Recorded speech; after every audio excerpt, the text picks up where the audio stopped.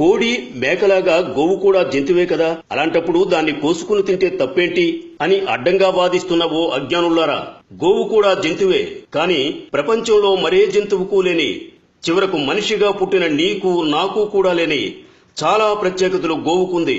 అందుకే హిందువులు తమ తల్లి తరువాత తల్లి స్థానాన్ని ఇచ్చి గోమాత అని గౌరవంగా పిలుస్తూ పూజిస్తారు. నీ చదువు, నీ సంస్కారం, నీ విచక్షణ, నీ విజ్ఞత, నిజాన్ని నిజాయితీగా స్వీకరించే వ్యక్తిత్వం నీలో ఉంటే గోమాత గురించి కొన్ని నిజాలు చెబుతా. ఆవు ఒకవేళ విష పదార్థాలను తిని ఆ పాలను మనం తాగితే రోగగ్రస్తులవుతామేమోనని ఒక ఆవుకు ప్రతిరోజు ఒక మోతాదుగా విషాన్నెక్కించి 24 గంటల తరువాత దాని రక్తాన్ని, పాలను, మూత్రాన్ని, పేడను ప్రయోగశాల ల్యాబ్కు పంపి వీరు ఎక్కించిన విషం ఎందులో కలిసిందో పరీక్షించారు.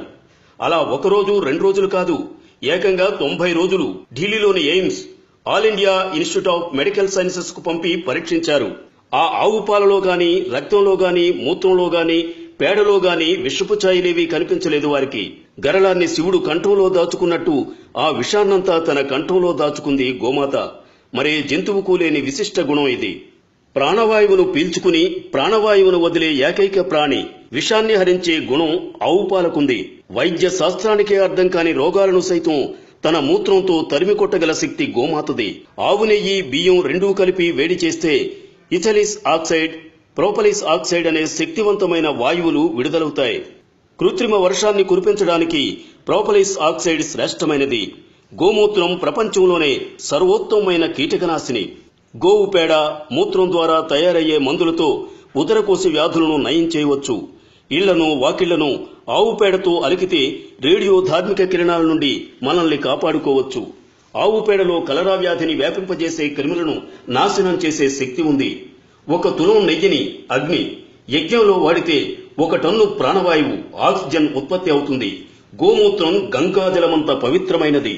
గోరక్షణ వల్లనే మన జాతి, మన ధర్మం రక్షింపబడును. గోరక్షణ స్వరాజ్య సముపార్జన కంటే ఏమాత్రం తక్కువ కాదు. గాంధీజీ. ఆవు పాలలో రసాయస్, ఆవు నెయ్యిలో అమృతం ఉంది. దాని మాంసం తింటే రోగిష్ఠులవుతారు. మహమ్మద్ ప్రవక్త. 1 గోవును చంపితే 1 మనిషిని చంపినట్టే. యేసుక్రీస్తు. గో క్షీరము గొప్ప మందు, దాని నెయ్యి గొప్ప ఆరోగ్యప్రదాయిని, దాని మాంసం రోగకారకము. హజరత్ మహమ్మద్. గోవులు మానవ సమాజమునకు 1 గొప్ప వరము. ఎక్కడ గోవులు చక్కగా పోషించబడుచూ రక్షింపబడునో ఆ దేశపు భూములు గొప్పగా నుండును, గృహములు ఉన్నతి చెందును, నాగరికత పురోగమించును. మొహమ్మదీయులు మత గ్రంథమైన ఖురాన్లో ఎక్కడనూ గోవధ సమర్థింపబడలేదు. హకీల హజ్మల్ ఖాస్. గోహత్య ఇస్లాం మత నియమములకు విరుద్ధం. తోహాస్వి హింద్ బిజారు. భిన్నత్వంలో ఏకత్వం ప్రపంచంలో ఒక్క భారతదేశంలో తప్ప మరెక్కడైనా చూడగలవా?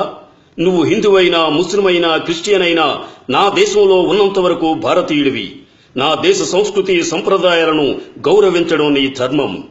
స్వేచ్ఛ అంటే నీకు నచ్చినట్టు బ్రతకడం కాదు, నీ ఈ దేశం మెచ్చేటట్టు బ్రతకడం. వందే మాతరం. దయచేసి ఈ పోస్టును తప్పకుండా షేర్ చేయండి. Like and subscribe Eagle Media Works.